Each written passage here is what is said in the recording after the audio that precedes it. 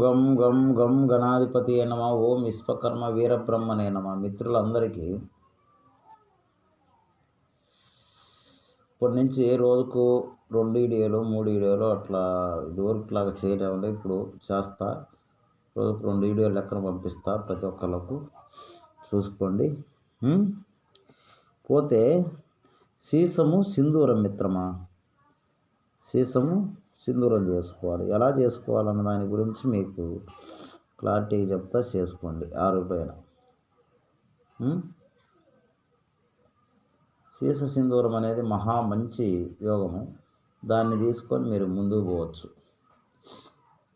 అది నేను చెప్పే భాగాలలో కరెక్ట్గా ఉంటాయి. కరెక్ట్గా ఉన్నా అవి వాటిని మీరు సరి చేసుకొని తెలుసుకొని, మీకు తెలియకపోతే గురువులు ఎవరైనా మీ దగ్గర ఉంటే చూసుకొని తెలుసుకోండి. దాన్ని బట్టి మీరు ముందుకు పోవచ్చు.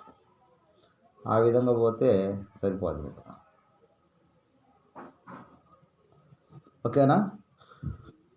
ఓకే, ఇంకా చెప్తా వినండి.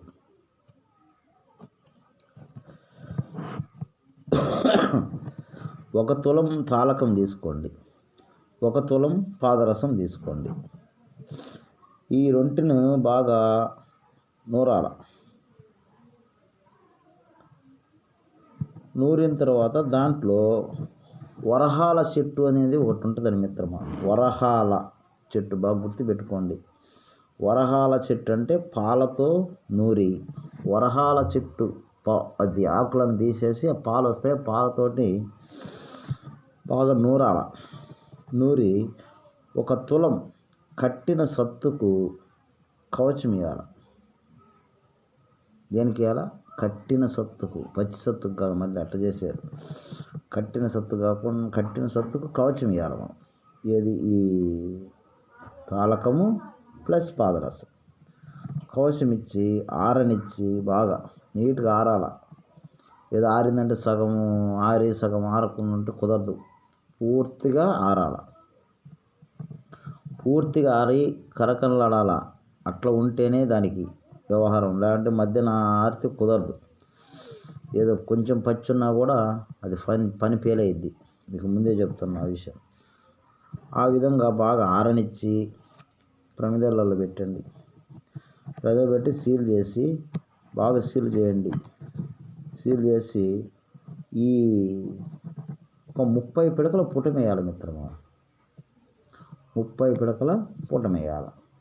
పుటమేస్తే ఆ సీలు ఓడదీయకుండా మళ్ళా 30 వేయాలి. అట్లా 5 పుటాలు వేయాలి. 5 పుటాలు వేస్తే మంచి సింధూరం అయింది మిత్రమా. ఈ సింధూరం తీసుకొని మీకు తెలుసు కదా, ఆ రూట్లో మీరు వెళ్ళచ్చు. ఓకేనా? ఓకే. విశ్వకర్మ అవగాహన వీడియోస్ మిత్రమా. ప్రతి ఒక్కళ్ళు కూడా ఒకసారికి 2 సార్లు వీడియో విని చూసుకోండి.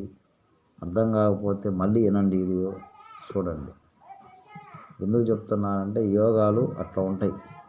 ఆ యోగాలను మనం కరెక్ట్గా చేసుకోగలిగితేనే మనం ఏదైనా చేయగలుగుతాం. లేకుంటే అవి చేసి మేము అన్నీ చేసినా మాకు పనులు కాలేదంటే ఎట్టయితే కావు. అవి కరెక్ట్గా తెలుసుకొని చేసుకోవాలా. తెలుసుకొని చేసుకుంటే అవుతాయి. ఎవరికి ఎట్టయితే మేము అన్నీ చేసినామని మీరు అనుకోవద్దు. అది కూడా చెప్తున్నానండి. నేను చెప్పే దాంట్లో ప్రతి ఒక్క దాంట్లో ఒక అర్థం ఉంటుంది. అది చూసుకోండి. ఓకేనా? విశ్వకర్మ అవగాహన వీడియోస్.